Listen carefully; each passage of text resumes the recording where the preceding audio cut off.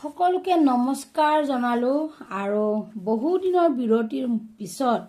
পুনৰ আকৌ মোৰ ইউটিউব চেনেলটোলৈ আহিলোঁ যেহেতু খুবেই ব্যস্ততা আৰু কিছু ঘৰুৱা অসুবিধাৰ কাৰণে মই ইউটিউবত কাম কৰিব পৰা নাছিলোঁ যেহেতু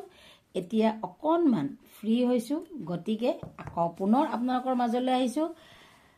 মই পুনৰ আপোনালোকক ভিডিঅ'বোৰ দেখুৱাই যাম সুন্দৰ সুন্দৰ আৰু এতিয়াৰ পৰা আপোনালোকক মই ৰিবন এম্ব্ৰইডাৰীৰ কিছু ভিডিঅ' দেখুৱাম যেহেতু এতিয়া খুব প্ৰচলিত হৈ আছে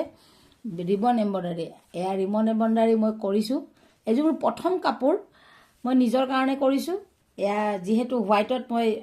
পিংক দিছোঁ আৰু এনেকৈ ব্লু ফুল দিছোঁ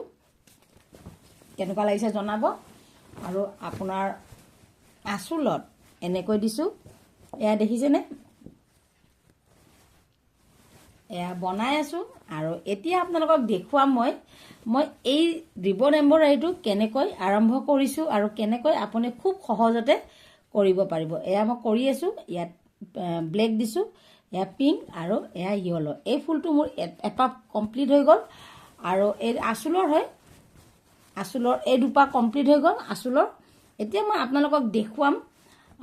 এপাহ এনেকৈ ৰিবন এম্ব্ৰইডাৰী খুব সহজতে আপোনালোকে কেনেকৈ ঘৰতে কৰি পিন্ধিব পাৰিব